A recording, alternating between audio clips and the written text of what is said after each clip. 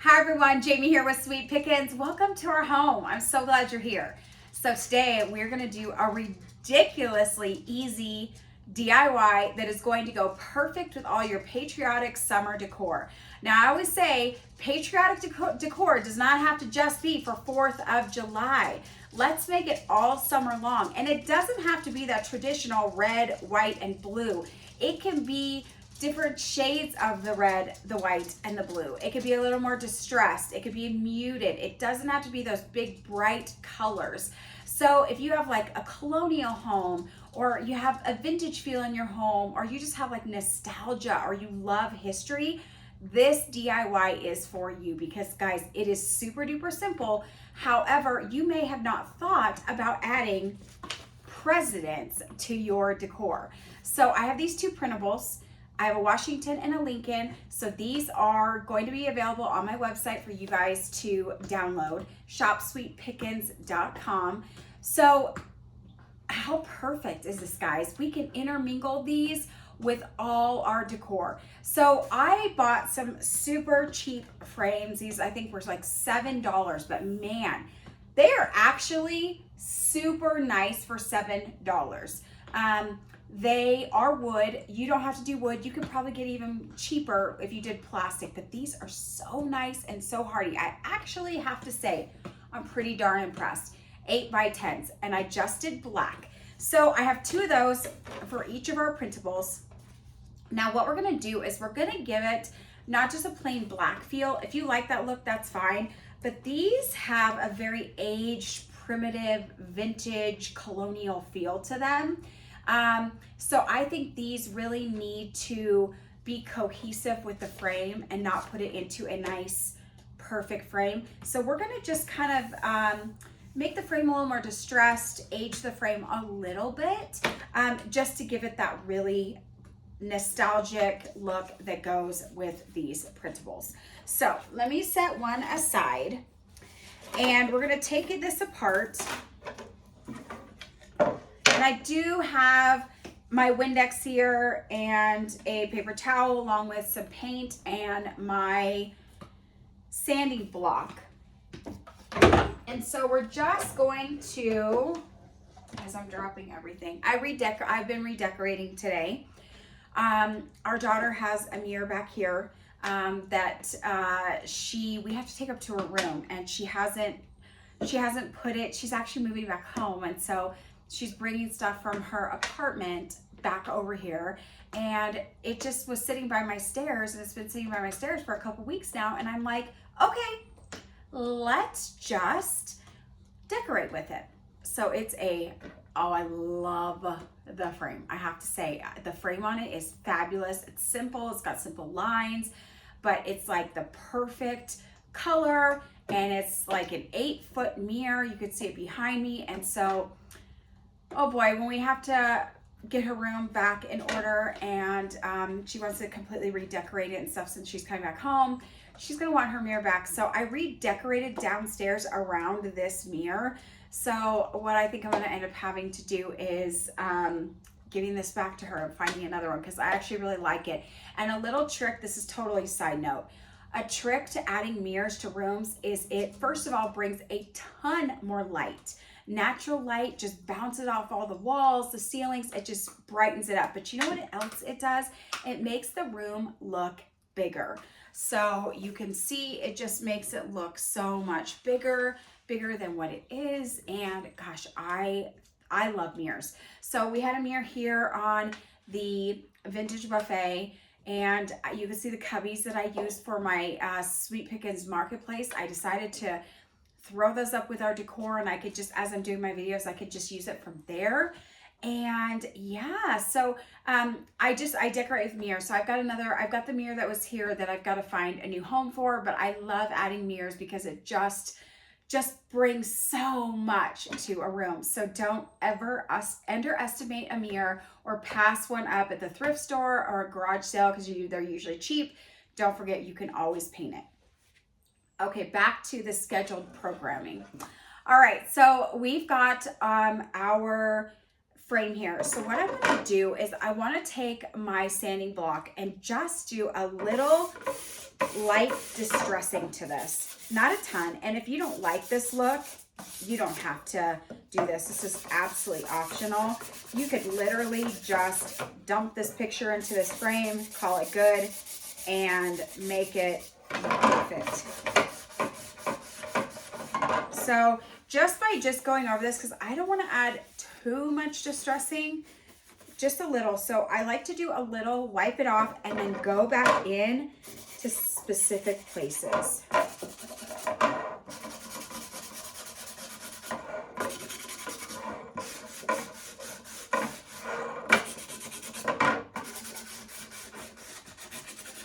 Okay, so I think that actually is good. Just a little distressing, not a ton. Whatever makes your heart happy is what you need to do for distressing.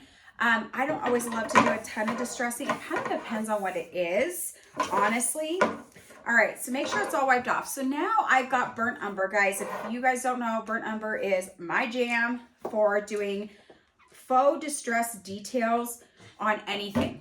Whatever you're working with and you want a little distress detail, I use burnt umber. And this is by Apple Barrel, but a ton of companies use the same word, burnt umber. So I have my little chip brush here. It's a mini chip brush, and I put a little on my paper towel, but we are going to take as much off of the brush as we can because we want to layer this and not do a ton. And because it's dark, you're not going to get a ton of distress details on this, just a little. So what you're going to do is you're just going to keep layering.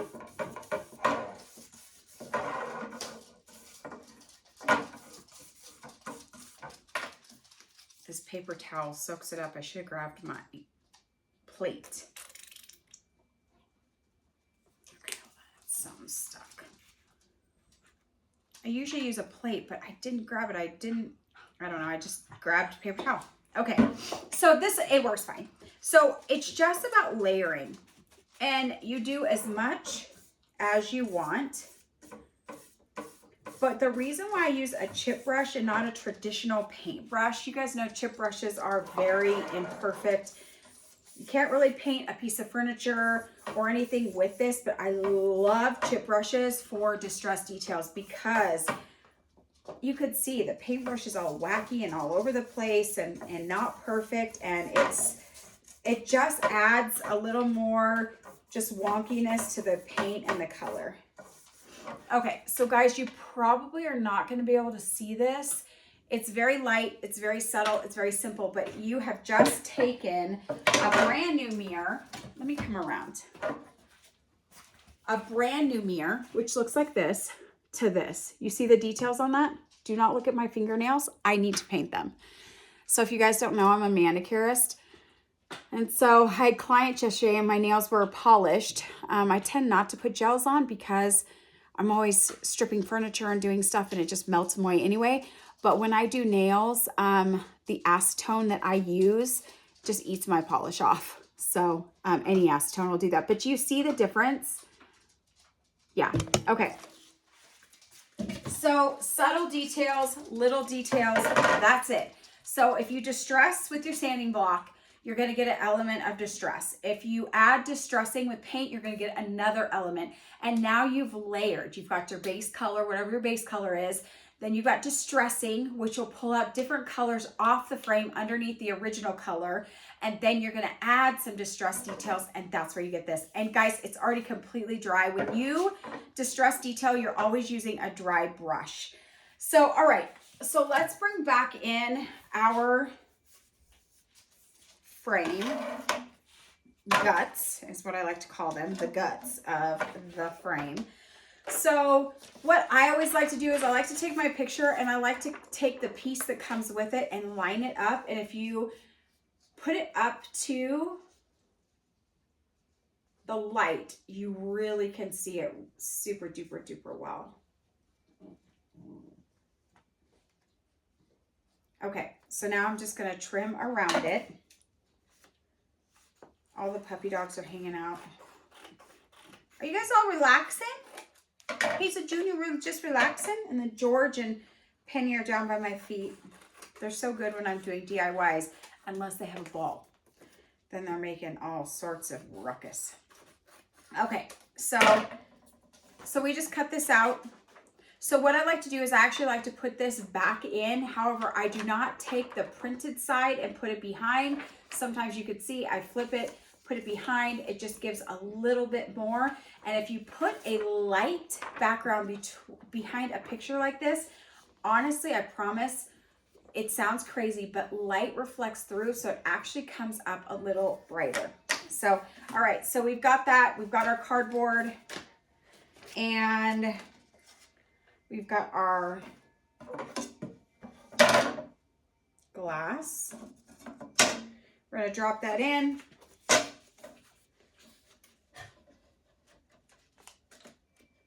Drop this down here, but it still looks like I need to just trim just a smidgen of paper.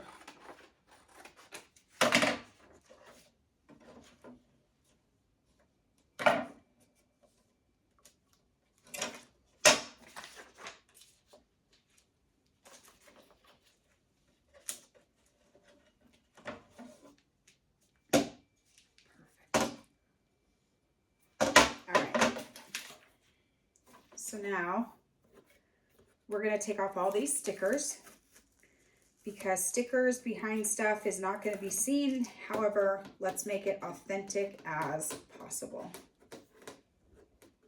If we can get this one off. This one has a sensor tag. So if you walk out, you beep. Okay.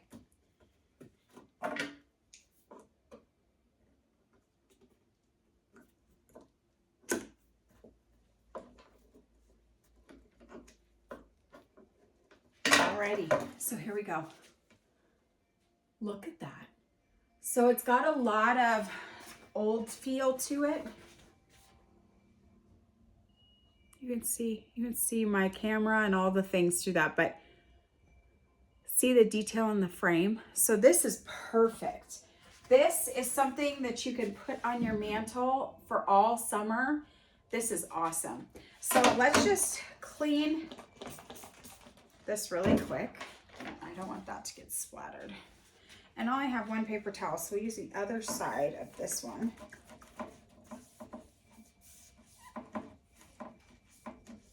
Perfect. Okay, how fun is that? All right, let's set this one aside. And we're gonna do this just one more time. So if you missed it the first time, you can see it the second time.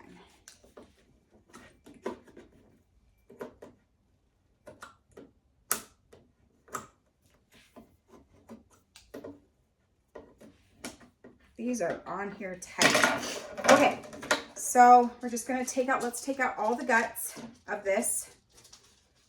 Let's take out the paper. Why don't we just go ahead and cut this really quick right now.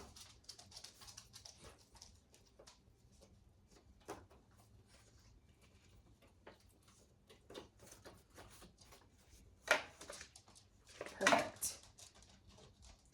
All right, we'll just get this cut.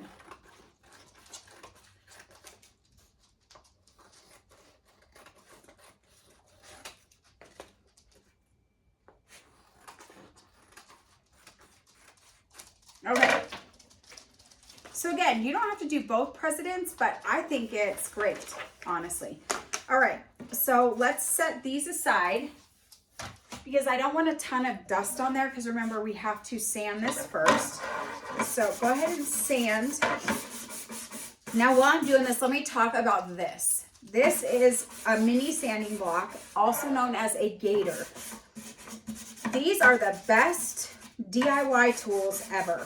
So you can get in the nooks and crannies and crevices, and it is awesome. They're not expensive. I think they're like $12, and they come with a ton of sanding paper that you can switch out. And man, they are game changers, and they fit in your hand so perfect. You can find them at any hardware store. All right, so let's wipe this down. Again, distress however much you want. I think that's good. Hey, no growling at each other. Okay. Georgie, leave her alone. All right, so let's do, again, the burnt umber, our chip brush. Dip your brush in, take as much paint off as you possibly can. That way you work with a dry brush and you're gonna get really cool distress details off of that. And then just keep going all the way around. And then just come back in, dip, wipe off. It's kind of the same thing. And when you use a dry brush, this dries so much quicker. And you don't have to worry about paint puddling in any areas. All right. Perfect. And when I do this, I just keep going around. I don't ever just do one side. I just evenly keep going around, because then you'll get an even natural look, like an old frame kind of vintage kind of feel look. Same thing, all done. This is already set up. So let's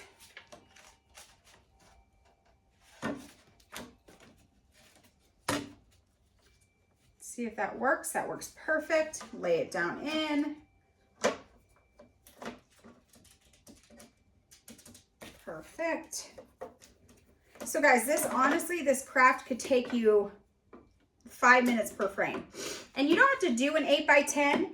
You could do an 8x10, 5x7s, 3x5s. You can really do, if you don't have a lot of space, but you like the look, just customize it to the size you want. I'm just doing 8x10s because I've got the room on the mantle. I really need to get the mantle, start setting it up.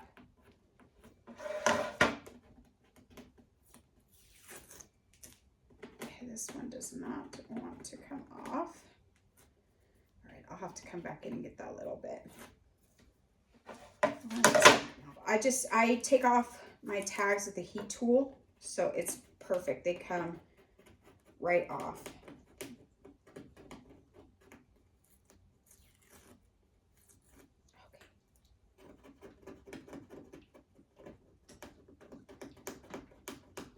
I'm determined to get this off right now. I'm sorry. Okay, I got it.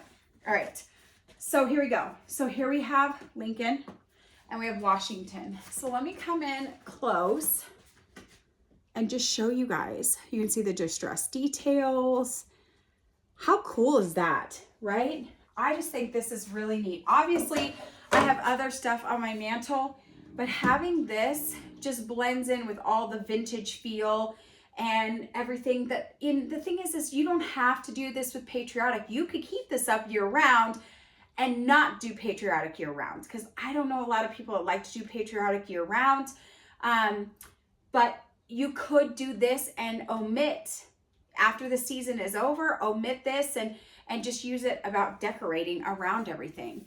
I just think these are simple, easy, inexpensive DIY that really can make a difference. If you have a total history buff connoisseur in your life, or someone that you know decorates with this kind of stuff, a historian, this is a perfect gift. And it cost you like $8, $10, just to make, one of these. So it's just thinking outside the box when it comes to finding something unique, making something unique. I didn't invent the wheel. Everyone puts pictures in frames. I just was showing you a little bit how to do distress details and thinking about, hey, would you want to put a picture of a president in your home? Why not? These two are obviously very iconic, but you honestly could pick any president. So, all right, guys, how easy, simple. So we're going to be doing, I'm getting over a little tiny bit, a little something that I picked up from work. Sharing is caring. And And so I'm trying to get over that. So sorry about the coughing, but I'm going to be doing a really cool flag made of just scraps that we rip and tear and put together. So that is the next video that you guys are going to see in the queue for the whole patriotic series. And then there's going to be a few more down the road. It's just trying to just kind of do some patriotic here and there. Not everyone loves the patriotic videos. It's kind of what I've heard. They don't necessarily like that decor. So I'm trying to not do a ton, but I still want to offer it to some of you guys that would like it. So thank you so much for joining me today. We appreciate you very much. We're just a small business here in Northern Nevada. We would love it if you'd like and subscribe to our channel. Don't forget, you can see behind the scenes for different DIYs, crafting, inventory, new stuff that's come in, things that you don't get to see on the YouTube channel. You can follow us on our Instagram or Facebook page. Just type in Sweet Pickins Reno, Pickins Reno. You will find us there. Like those pages and you'll get tons of content. And then don't forget, we do have a website, shopsweetpickins.com. That's where you'll find these printables here and lots of decorating ideas, and of course so many fun things to fill your home. So guys, thank you so much. I appreciate you. We will see you on the next video.